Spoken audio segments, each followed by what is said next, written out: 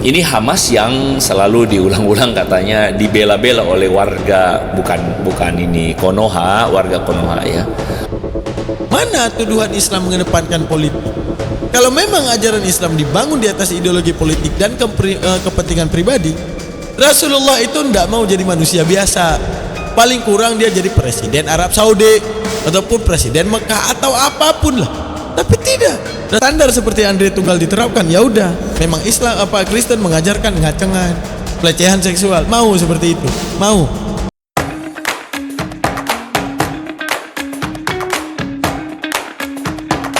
Oke, assalamualaikum warahmatullahi ta'ala wabarakatuh. Kembali lagi bersama Almantik Reaction. Lihat judulnya teman-teman, dari YouTube Pendeta Andre Tunggal, di mana dia mencoba memvisualisasikan Muslim, tragedi bom di Sydney, di mana ada kasus penembakan di situ.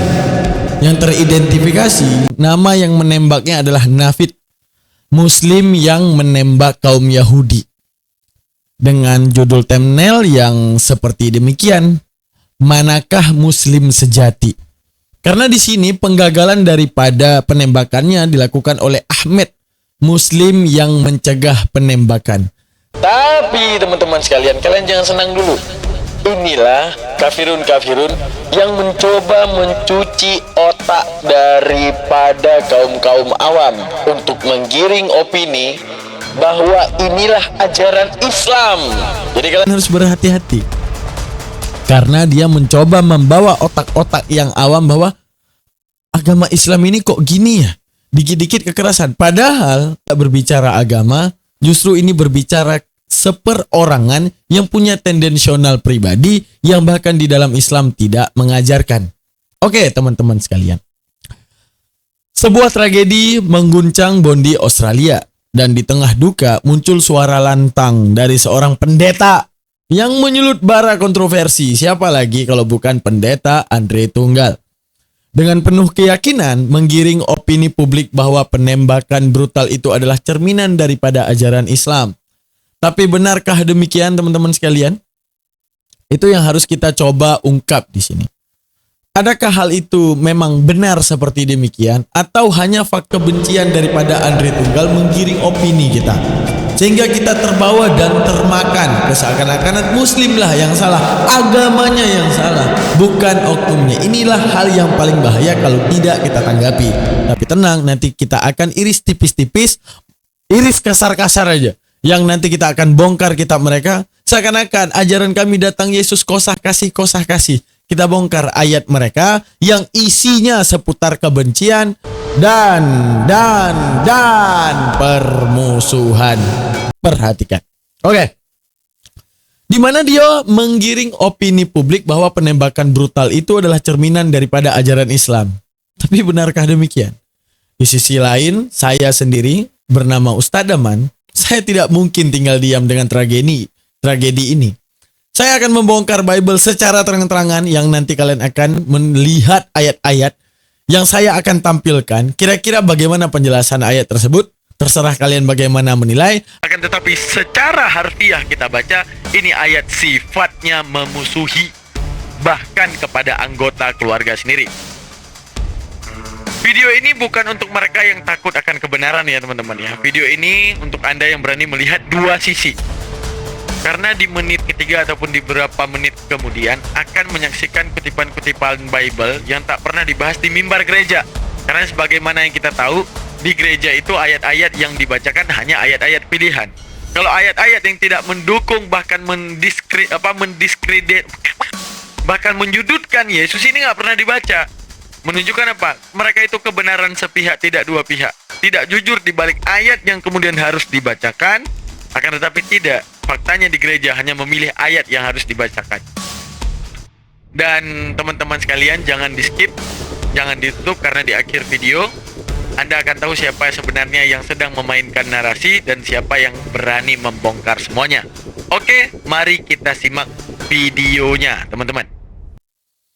Oke, di sini dia pada video pertama akan membawa kita untuk tahu korban jiwa yang ditargetkan di Australia tersebut berupa orang Yahudi dan seorang anak kecil. Mari kita dengarkan.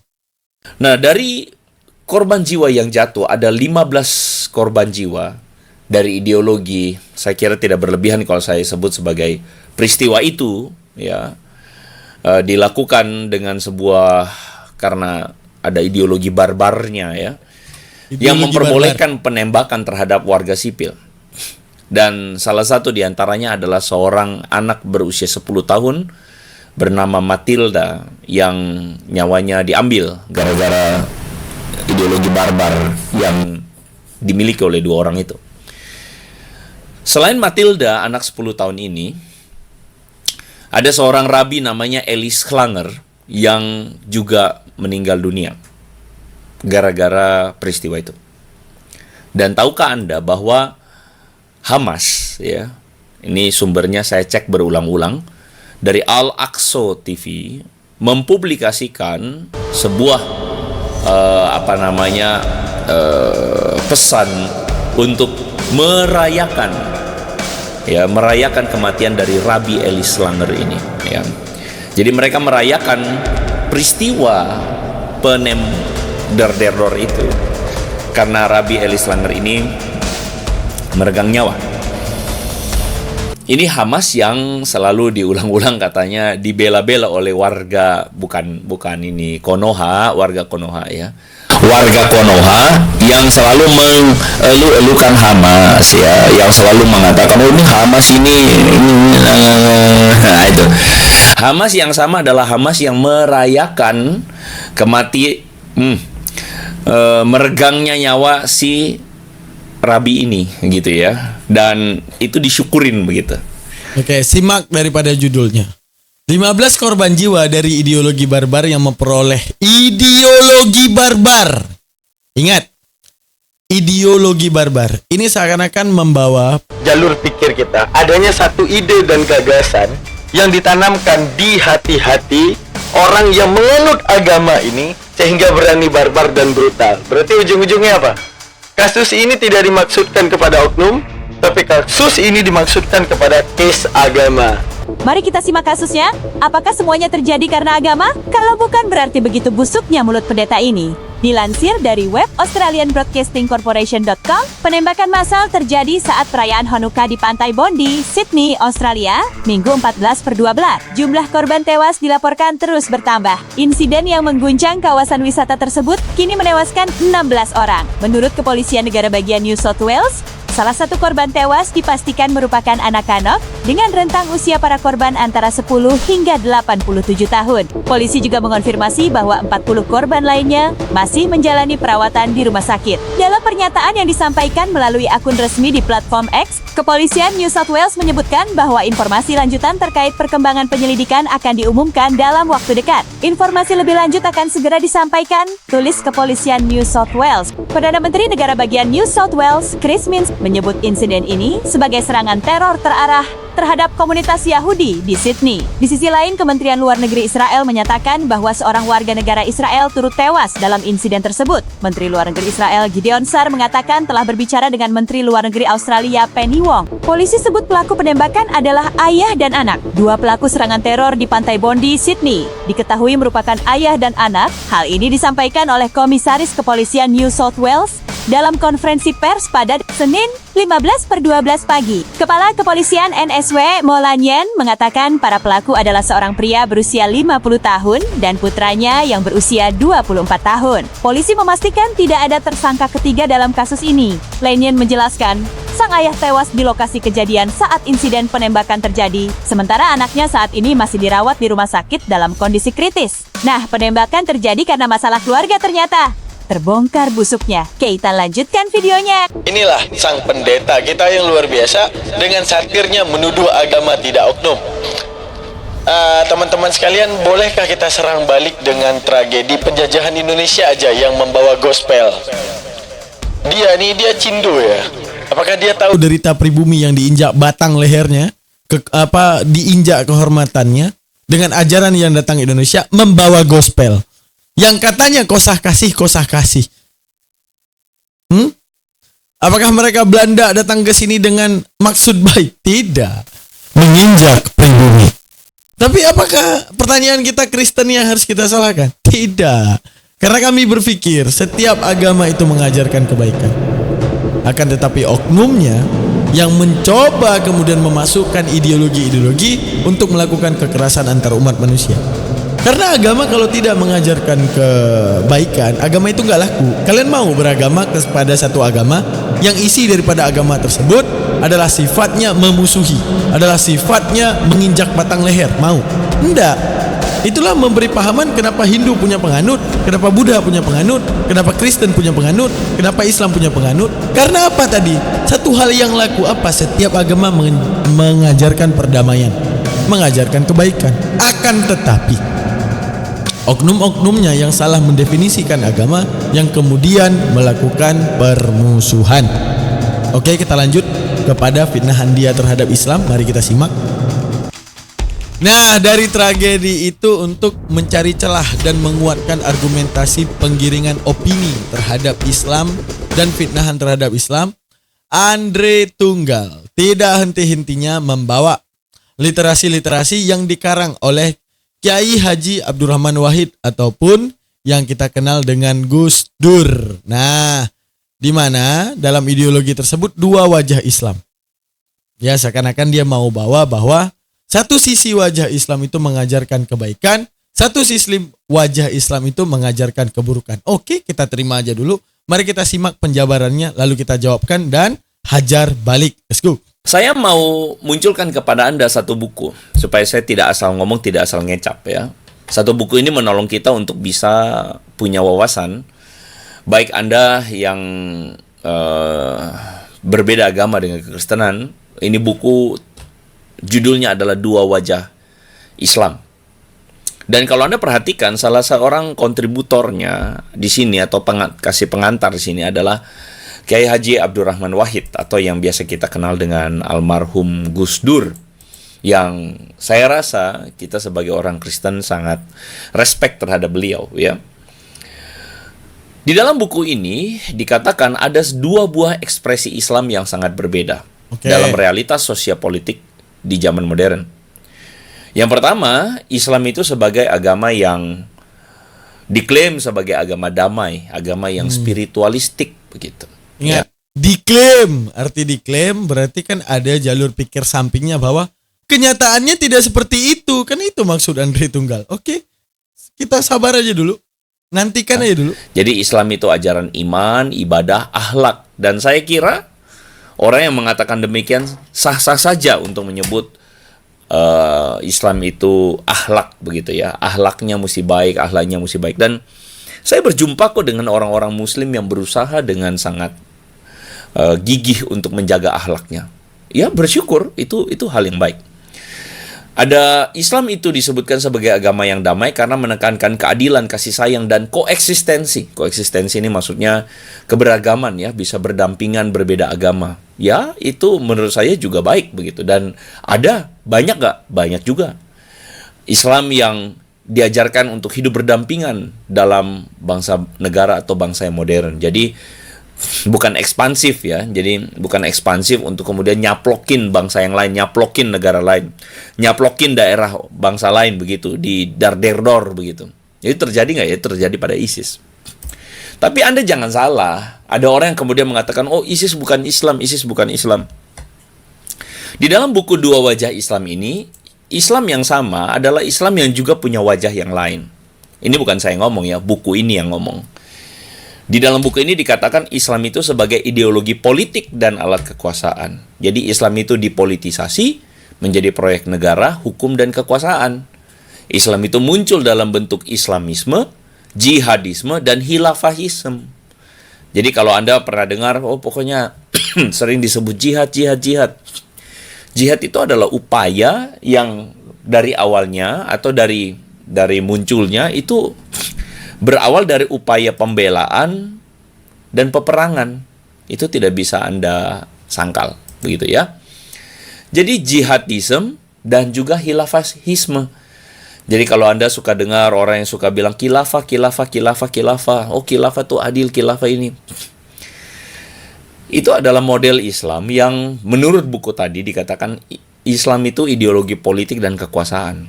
Ujungnya apa? Ujungnya kekerasan. Ujungnya apa? Intoleransi. Ujungnya apa? Konflik. Dan Anda tidak boleh menyangkal itu. Jadi dalam buku ini dikatakan kekerasan atas nama Islam.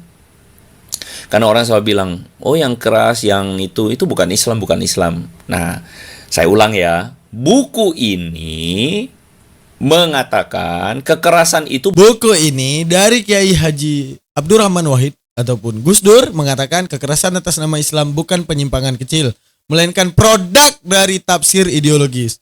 Artinya apa? Bahwa memang ide dan gagasan Islam ini untuk membawa perang kepada seluruh manusia. Teman-teman sekalian. Kucing garong, dengarkan. Kalian masih ingat tragedi seorang Kristen yang masuk ke dalam masjid di Australia, yang pegang senjata, diratain satu masjid, ditembak mati semua. Siapa yang kami salahkan? Siapa yang kita salahkan? Oknumnya. Pernah nggak kita menyalahkan Kristennya? Tidak. Tapi dalam hal mencari pengikut, karena udah makin kurang di Indonesia, makin orang buka pikiran, meninggalkan agama Kristen, baru kemudian dia koar-koar, panik mencari umat. Di mana Kodonditan musuh utama si Andri Tunggal ini udah banyak memualafkan orang, makin panas dia. Sehingga dia bawa fakta-fakta yang sebenarnya tidak menjadi fakta. Mari kita buktikan. Yang pertama, kita jawabkan. Yang pertama kita bisa lihat daripada pertanyaannya Andre Tangtung. Dia bilang gini, dalam buku Dua Wajah Islam, yang atas oke lah, udah oke tuh. Islam sebagai agama damai dan spiritual. Yang kedua ini, Islam sebagai ideologi politik dan alat kekuasaan. Pertama, poin pertama, Islam dipolitisasi. Artinya bukan berbangun di atas dasar politik, tapi dipolitisasi. Artinya ada keuntungan pribadi, ada ideologi pribadi, ada maksud pribadi daripada Islam. Dia secara tidak langsung ingin bawa ini di atas politiknya Rasulullah SAW. Bahwa Rasulullah ini sengaja mempolitikkan Islam demi keuntungan pribadi. Ini yang harus kalian sadari. Pertama, Islam adalah agama yang membawa nilai universal keadilan, kasih sayang, dan kemaslahatan. Universal dalam hal keadilan, contoh.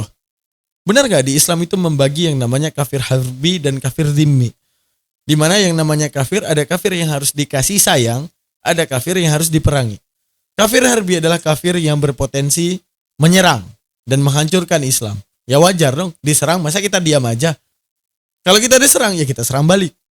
Yang kedua, mengedepankan kasih sayang. Kenapa kasih sayang di Islam ini dikedepankan? Karena Islam ini membentuk rasa amanah terhadap Tuhan. Bahwa setiap makhluk dalam kitab tasawuf dan beberapa didikan-didikan hati di dalam Islam, karena takutnya akan Allah, mendidik kasih sayang terhadap setiap makhluk. Karena setiap makhluk selain diri kita yang diciptakan oleh Allah adalah amanah dari Tuhan. Dan kemaslahatan. Arti kemaslahatan, Islam membangun arti ridho. Islam membangun arti mudarat. Islam itu membangun arti darurat. Artinya apa? Dalam kemudaratan carilah kemaslahatan. Dalam kedaruratan carilah kemaslahatan. Bahkan dalam hal-hal maslahah, Islam begitu banyak maklumnya. Contoh salah satu di dalam Islam. Untuk lil iltimas, melembutkan hati. Apa melembutkan hati? Jikalau Anda adalah seorang mu'alaf yang kemudian masuk Islam. Lalu kemudian ibu Anda mengajak Anda untuk makan saat Natalan.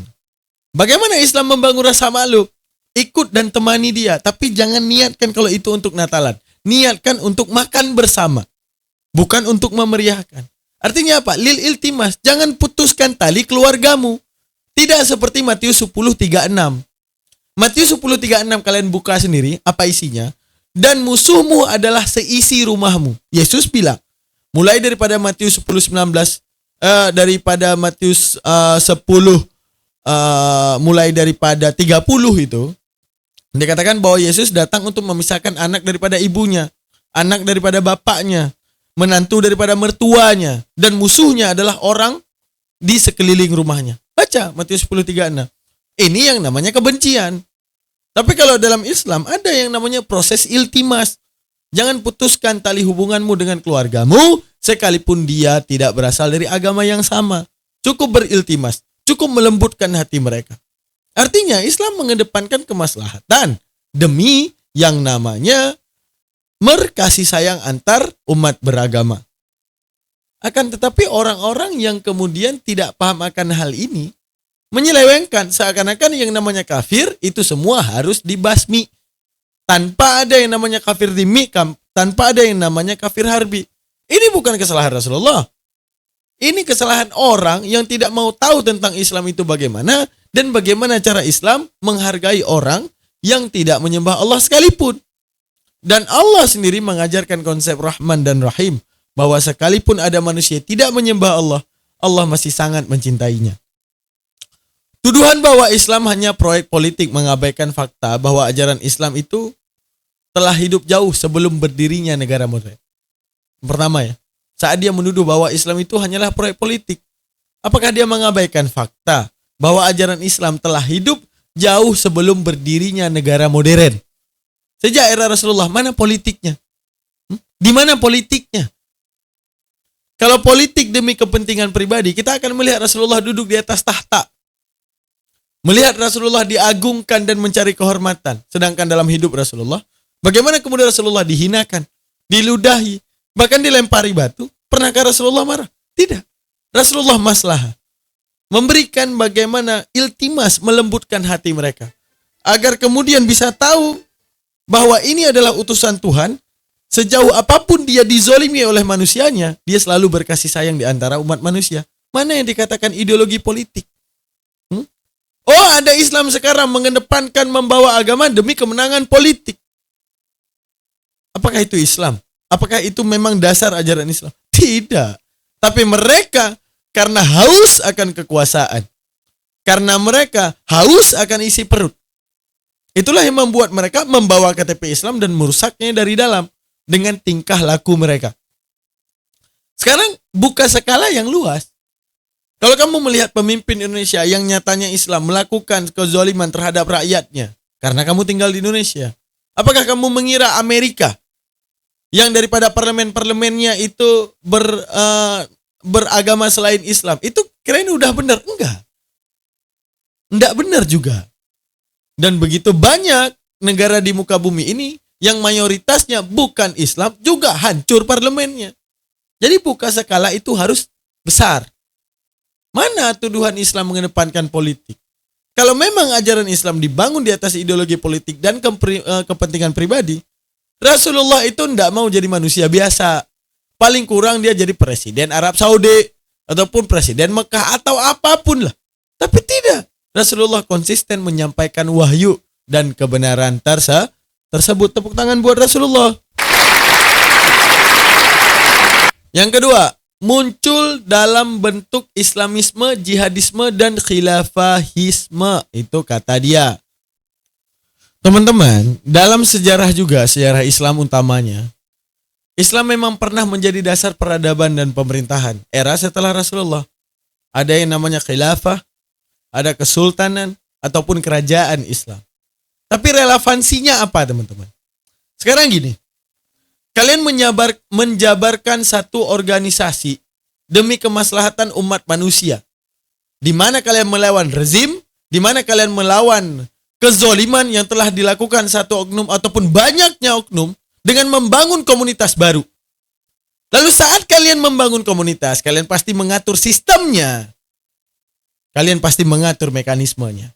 Detik kalian berhasil memenangkan ideologi dan komunitas kalian menjadi besar, bukankah kalian akan mengangkat ketua? Bukankah untuk ideologi yang baik ini membantah segala sesuatu yang melakukan zalim? Bukankah kalian akan membuat komunitas ini berkembang? Atau hanya tetap di titik itu? Tidak, membuat ini berkembang. Sama juga seperti ajaran. Di masa setelah Rasulullah, agar Islam ini semakin terjaga, dibangunlah pemimpin-pemimpin. Itu adalah logika. Apa logika? Komunitas yang kecil kalau sudah besar, mereka akan membangun mekanisme pertama bertahan untuk tetap besar dan meluas. Wajar terbangunnya khilafah, kesultanan, ataupun kerajaan-kerajaan Islam. Namun itu bukan berarti bahwa semata-mata proyek politik. Kenapa? Kalau politik di setiap negara manapun, Islam pokoknya harus jadi presiden gitu. Sedangkan nggak ada itu yang dikejar. Dari era masa khilafah hanya bagaimana kemudian mengembangkan Islam. Hanya tinjauan adanya khilafah, adanya sultan, adanya kerajaan Islam. Apakah itu proyek politik? Bukan. Itu hal yang biasa terjadi ketika komunitas kalian mempertahankan mayoritas, bahkan mengembangkan majority ini, mengangkat pemimpin-pemimpin ataupun ketua-ketua komunitas yang kita bisa percayakan dia akan bisa membawa Islam pada puncak kejayaannya. Namun bukan berarti Islam semata-mata proyek politik, melainkan ekspresi dari nilai agama yang diterapkan dalam kehidupan sosial. Sama halnya seperti agama lain yang menjadi fondasi hukum dan budaya di berbagai negara. Islam pun memiliki peran serupa. Menyebutnya sebagai politisasi adalah framing yang bias, Andre Tunggal. Karena dalam penyebaran Kristen pun, ya pasti akan terbangun kerajaan-kerajaan. Kenapa lupa memandang itu? Kalau ingin memfitnah Islam adalah ideologi politik, kenapa ada kerajaan pada kekristenan dulu? Kenapa ada kerajaan Kristen? Kenapa adanya perang salib? Kenapa adanya komunitas-komunitas Kristen yang terbangun? Apalagi yang saat Kristen diterima di Roma, yang penuh dengan kekerasan, saling bunuh-bunuhan, karena beda pemahaman. Apa kabar dengan semua itu? Apa kabar era Ciprianus? Apa kabar dengan Maximus yang dipotong lidahnya? Karena dia mendeklar bahwa di luar Katolik ada keselamatan. Apa kabar? Kalau itu hanya kepentingan politik dan semuanya yang kau tuduhkan kepada Islam. Tapi jangan lupa sejarah kelam bagaimana ajaranmu berkembang. Mulai daripada Katolik yang diterima oleh Roma. Menyangka akan hidup damai. Tapi kemudian melakukan gerakan separatis dari dalam. Tamu yang tak tahu diuntung. Kemudian Kaisar Roma dilengsarkan. Akhirnya Kaisar Roma membangun perdamaian bahwa antara agama dan kerajaan itu berbeda. Lalu kemudian antara kepausan saling berantem. Ciprianus, Galileo, berantem. Berantem lagi dengan Maximus. Hingga berdirilah ajaran baru, yaitu Martin Luther. Itu berdarah-darah, teman-teman. Itu berdarah-darah. Ancur-ancuran. Mengerikan. Ada yang dipotong lidah. Dikuliti. Kelaminnya dihilangkan. Banyak. Itu yang mereka saat memotong lidah, mengkuliti manusia. Yang berbeda paham dengan mereka, bahwa di luar Katolik tidak ada keselamatan. Itu mereka melandaskan ini suruhan ilahi. Ini perintah ilahi, kata mereka. Kalian baca sejarah lah soal penyebaran Katolik pertama itu. Di kerajaan Roma itu bagaimana? Di kekaisaran Roma bagaimana? Berdarah-darah, teman-teman. Zolimnya luar biasa yang mereka landaskan di atas perintah ilahi. Kalau kita Islam, kayaknya sepertinya jarang Islam yang paham ilmu, detik dia melakukan kezaliman, dia bilang itu dari Tuhan. Enggak. Daripada sejarah Kristen saya dapatkan ini. Nah, gitu. Sekarang dia bilang sebagai kepentingan apa? Hukum. Islam dan hukum. Islam bukan sekedar hukum, syariat Islam bukan sekedar hukum positif, teman-teman. Melainkan pedoman moral dan spiritual. Hukum Islam arti pedoman moral. Bagaimana? Kemudian Islam membentuk ketaatan kita kepada Tuhan. Bahwa Tuhan saja perintahnya wajib dikerjakan. Dan setiap larangannya wajib ditinggalkan. Di agama mereka, yang diperintahin Tuhan dilanggar. Tuhan mengatakan, dikatakan dalam perjanjian lama, bahwa perjanjian kekal yaitu sunat yang akan terjadi di antara Abraham dan setiap keturunannya.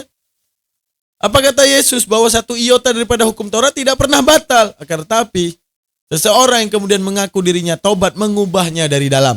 Dengan mengatakan bahwa hukum itu udah selesai. Bahwa babi tidak boleh makan. Bahwa sunat nggak perlu potong ujungnya. Untuk menunjukkan apa? Beda dengan Islam. Kalau kalian perintah Tuhan saja kalian langgar, apalagi nanti manusia yang mengekang kalian. Kalau di dalam Islam, pertama, pedoman moral. Kepada Tuhan saja melakukan perintahnya dan menjauhi larangannya. Detik kita punya takut kepada Tuhan, kita juga akan takut Tuhan tersinggung di balik kita zolim kepada umatnya. Spiritual terbangun, akhlak terbangun karena kasih cinta kita kepada Tuhan.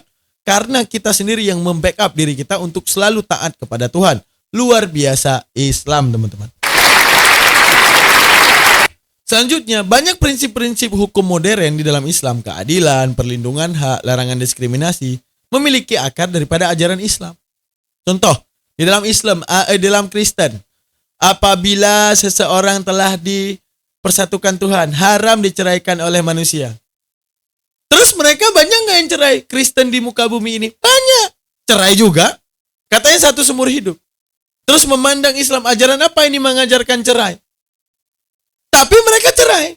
Kalau saya tanya, kalau ajaran kalian tidak mengajarkan cerai, terus hukum cerai bayar royalti ke siapa kalian ambil hukum Islam? Hah?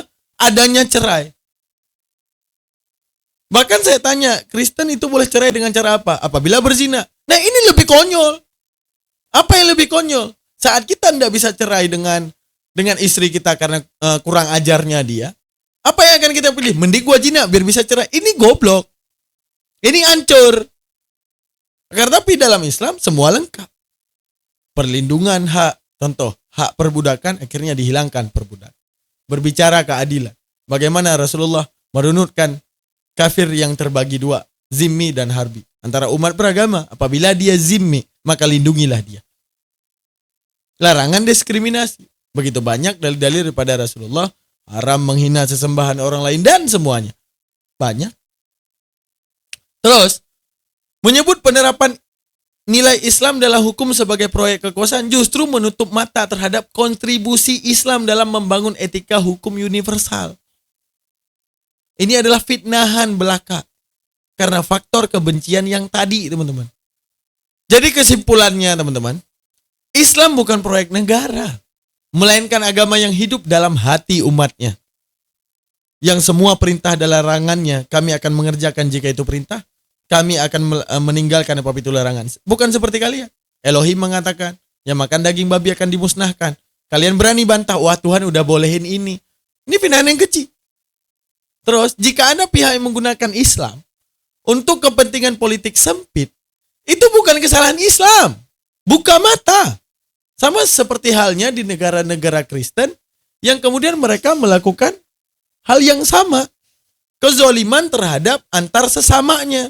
Yang kalian bisa bilang, oh ini bukan Kristen, ini oknum. Goblok, kalau soal Kristen aja oknum. Kalau soal Islam, melainkan penyalahgunaan oleh individu ataupun kelompok. Kami paham, di Kristen juga sama. Kalian mengedepankan kosah kasih. Tapi jikalau ada yang berbuat salah, kalian mengatakan oknum. Lah di Islam kenapa nggak bisa katakan oknum? Sama seperti demokrasi ataupun HAM. Yang bisa dipakai untuk kepentingan politik. Islam pun bisa disalahgunakan. Namun menyalahkan Islam sebagai agama adalah keliru yang tidak ilmiah. Kenapa jadi tidak ilmiah?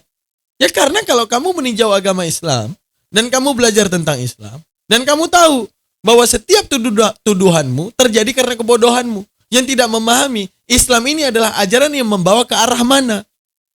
Itu poin yang pertama, teman-teman. Daripada keislaman ini. Oke. Sekarang kita masuk ke poin yang kedua ya. Oke, poin kedua kita bacakan dulu. Muncul dalam bentuk Islamisme, jihadisme, dan khilafahisme. Ini klaim. Kalian kalau nggak ngerti arti isme yang kedua, yang ada di ujungnya. Islam muncul sebagai Islam, oke? Islam muncul sebagai jihad, masih oke. Dan khilafah, masih oke. Tapi kalau ada isme, artinya apa? Ada kewajiban untuk jihad. Kewajiban untuk mendirikan khilafah. Bahkan di negara-negara manapun. Walaupun itu beragama Kristen, mayoritas Kristen, rusak aja. Yang penting kalian bisa bangun khilafah di sana. Ini fitnahan yang besarnya. Jadi teman-teman, apa bedanya? Kalau kita bilang Islam ya. Islam itu adalah agama dengan ajaran spiritual, moral, dan sosial yang universal. Sama seperti ajaran lain. Sama seperti Kristen dan Kristenisme. Ini hal yang berbeda. Kristen baru kita bahas definisi. Kristenisme ini adalah hal yang namanya kekeh dan memaksa wajib yang lain juga harus Kristen walau bagaimanapun caranya. Sama juga seperti dia akan memfitnah Islamisme. Jadi buku Gus Dur saya yakin tidak bicarakan itu, tapi ditambahkan untuk menjadi visual yang bisa menjadikan bahan fitnah oleh Andri Tunggal. Islamisme ini berbicara apa? Islamisme ini saya tidak setuju. Kalau Islam setuju, Islamisme tidak setuju. Kenapa? Islamisme adalah ideologi politik. Keluarnya ide untuk membangun politik yang mencoba menjadikan Islam sebagai sistem kekuasaan tunggal. Ini Islamisme. Ingin semena-mena membawa KTP Islam, pokoknya, ada pokoknya gitu. Namun menolak Islamisme bukan berarti menolak Islam, melainkan menolak reduksi agama menjadi ideologi politik sempit. Itu doang, teman-teman. Nah, tapi ada kata-kata isme, ini maksudnya apa? Di mana-mana Islam ini kalau orangnya belum Islam, wah, diributin, bikin rumah ibadah, dihancurin. Pokoknya kalian harus Islam aja, walau bagaimanapun caranya, sekotor apapun caranya. Terus, Islam apakah sama dengan jihadisme? Beda. Jihad, oke. Apa jihad? Dalam Islam memiliki makna luas soal jihad. Perjuangan melawan hawa nafsu, menegakkan keadilan, dan membela diri jika diserang. Jihad, wajar. Orang udah diserang, ya serang balik lah. Harga diri diambil, ya melakukan penyerangan lah, biasa. Negara dihancurkan, apakah kita tidak boleh bertahan ataupun menyerang balik? Ya boleh, itulah jihad. Tapi jihadisme, ini beda. Fitnahan yang keji yang dia buat. Saya yakin di buku itu nggak bilang itu. Tapi dia bawa dengan visual untuk memfitnah Islam. Jihadisme adalah penyalahgunaan istilah jihad untuk membenarkan kekerasan dan teror. Nah, seperti ISIS. Bang, apakah teroris itu masuk surga? Saya nggak tahu, tapi saya yakin Allah tidak suka dengan mereka. Karena mereka tidak melihat ajaran Islam apakah mengajarkan hal tersebut? Apakah mengajarkan melakukan pemberontakan di luar apa yang diperintahkan oleh pemerintah? Ulul amri minkum. Wajib tanyakan kepada ulul amri terhadap sikapmu. Tidak boleh kemudian kamu membangun narasi dan kejadian pribadi untuk melakukan kezaliman kepada sesama. Contoh, melakukan teror. Yang seakan-akan ini adalah jihad. Salah. Sekali salah tetap salah. Mau golongan apapun mereka. Arti jihadisme, menyalahgunaan istilah jihad untuk melakukan teror. Nah, ini bahaya. Tidak boleh dalam Islam. Dan saya bisa katakan, itu bukan Islam. Islam itu tidak pernah mewajibkan umatnya untuk menjadi jihadis. Setuju nggak teman-teman? Pasti setuju.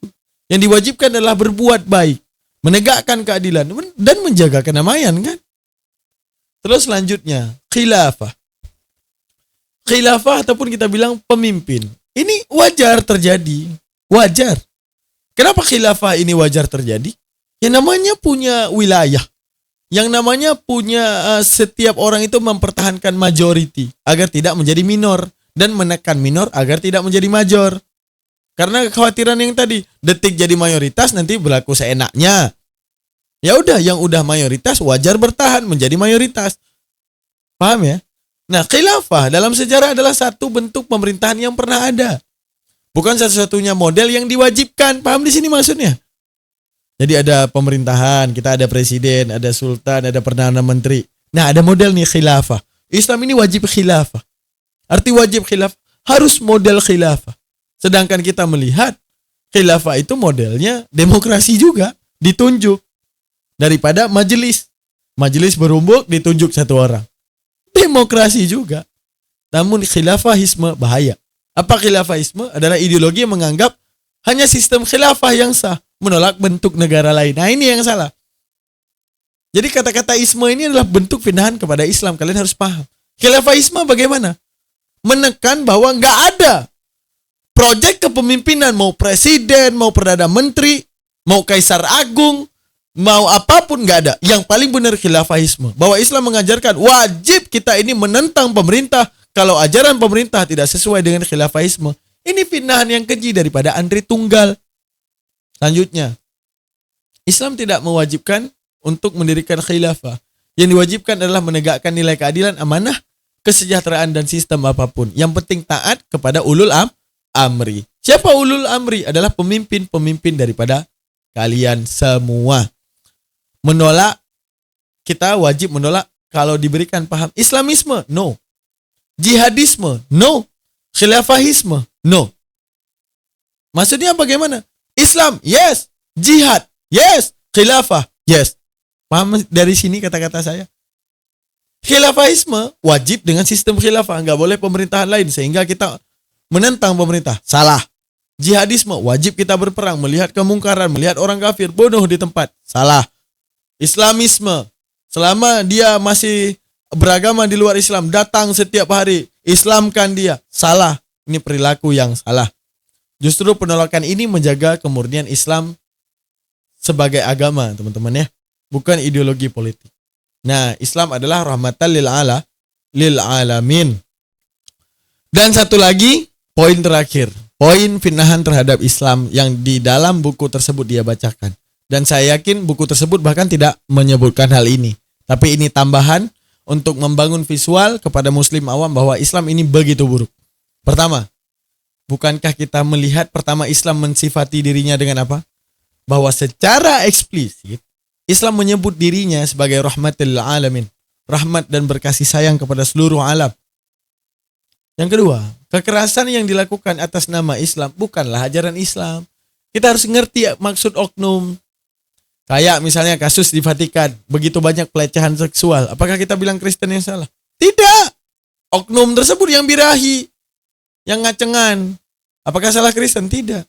Tapi kalau standar seperti Andre Tunggal diterapkan, ya udah, memang Islam Kristen mengajarkan ngacengan, pelecehan seksual. Mau seperti itu? Mau kita samakan? Kan enggak. Selanjutnya Nabi Muhammad SAW menekankan akhlak yang mulia, kasih sayang dan perdamaian sebagai inti dakwah. Itu begitu banyak ayatnya. Begitu banyak ayat yang menceritakan bahwa Islam ini rahmatan lil alamin, wajib menyayangi sesama, bahkan orang yang tidak beragama sama seperti kita, yaitu yang dikenal dengan prosesi hukum kafir zimmi yang wajib dilindungi bahkan disayang. Dikatakan Islam itu sebagai agama yang intoleran. Contoh, Al-Quran menegaskan tidak ada paksaan dalam agama la ikraha fiddin. Benar nggak? Dalam Al-Baqarah 256. Benar nggak? Nah, la ikraha menunjukkan apa? Ini udah menjadi dalil dan ajaran Islam bahwa dalam keagamaan menolak Islamisme, jihadisme, dan khilafahisme. Artinya apa? Menolak paksaan kamu wajib Islam. Tidak boleh dipaksakan. Bahkan wajib dilindungi sekalipun tidak mau Islam, selama dia menjadi manusia yang baik. Di mana intolerannya? Intoleran berbicara kemanusiaan yang diajarkan dalam Islam. Kita punya saudara muslim sakit, obati. Ada saudara non-muslim dia lapar, kita kasih makan. Ada saudara non-muslim merayakan Natal, kita cukup diam dan membebaskan dia melakukan. Jadi ibaratnya dalam case agama, harga mati. Namun, dalam case kemanusiaan, harga mati juga untuk saling berkasih sayang. Terus dia bilang intoleransi Islam.